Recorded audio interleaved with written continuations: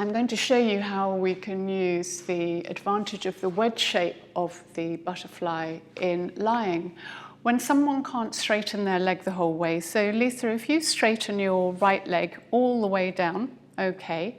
Now let's say you've got a poorly knee, okay, and you've got to straighten this one down, but you can't get it straight the whole way.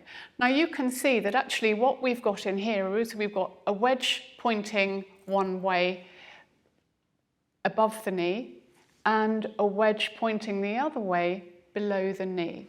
So that means that we can use the butterfly in either direction depending on where we're going to put it. So if I'm going to slide it in underneath the knee there, you can see that that wedge works really well. And it often feels really comfortable. Just let your knee bend a little bit there, Lisa. It often feels really comfortable when you put it right underneath the calf. We took some photographs of this last week. Do you remember? It just felt, it was really surprising. Now, even if it feels comfortable, don't be happy with it there. It's really worthwhile playing around. So if you were now going to put it above the knee, the wedge is facing in the other direction. So what we're going to do is we're going to bring that round there.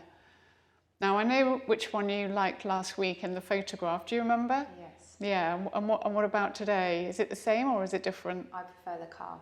You prefer the calf, yeah.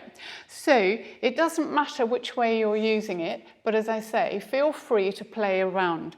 It's the wedge shape works very well. It's much nicer than having a rolled up towel. It's much nicer than using a brick or a rectangular block. The shape works really well. So feel free to play around with it.